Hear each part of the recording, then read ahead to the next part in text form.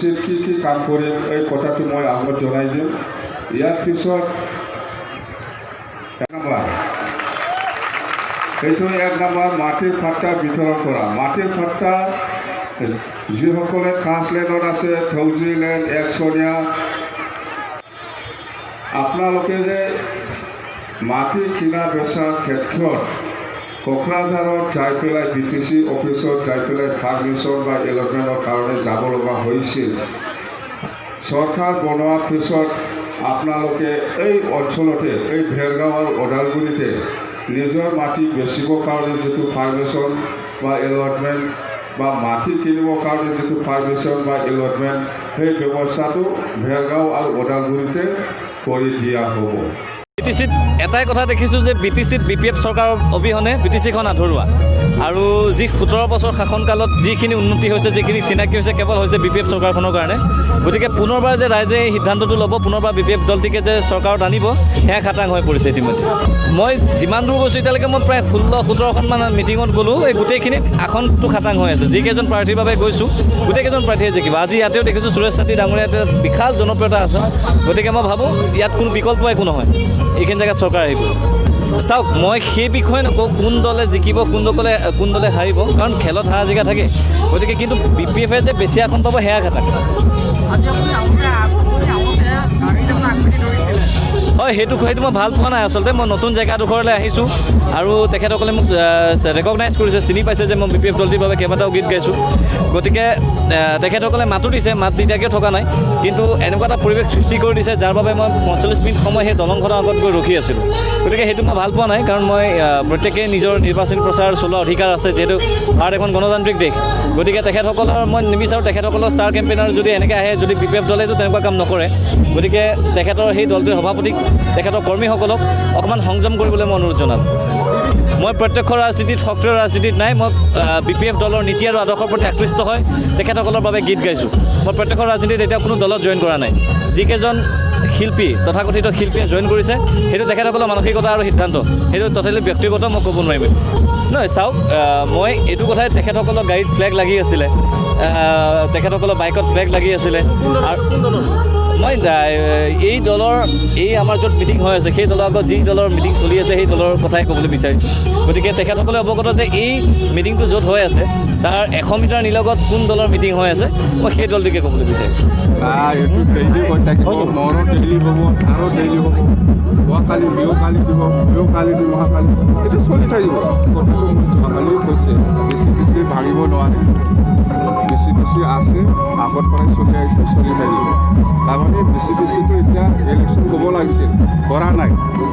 আমি কংগ্ৰেছৰ দিনতো বেছিটো ইলেকশ্যন হ'ব লাগে বুলি এপ্ৰুভেল কাৰণে আমি বিচাৰিছিলোঁ। ৰাজ্যপাল হওক, ষ্টেট গভৰ্ণমেণ্ট থ্ৰুদিহে যাব।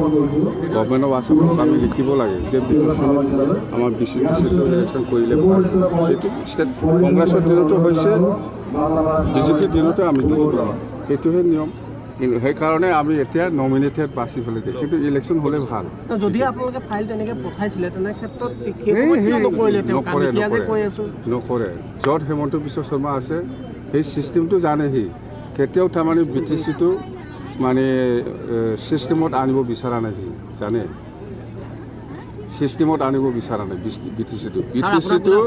BTCটো আমাৰ যিখিনি এডমিনিষ্ট্ৰেশ্যন, হেমন্ত বিশ্ব শৰ্মাতকৈ 100 গুণ বেছি আমি জানো এডমিনিষ্ট্ৰেশ্যন চলাবলৈ, জানে BTC কেনেকুৱা চলাব লাগে, কি ছিষ্টেম আছে নাই, কেনেকুৱা ছিষ্টেম কৰিব লাগে, এইবিলাক আমি চব জানো। সেইটো হেমন্ত বিশ্ব শৰ্মাই সহ্য কৰিব নোৱাৰে। হেমন্ত বিশ্ব শৰ্মা থাকিলে আমি এপ্ৰুভেল নাপাওঁ। আৰু হেমন্ত বিশ্ব শৰ্মাক আমি কিয় মাতিব লাগে? চৰকাৰ আমিয়ে বনাব।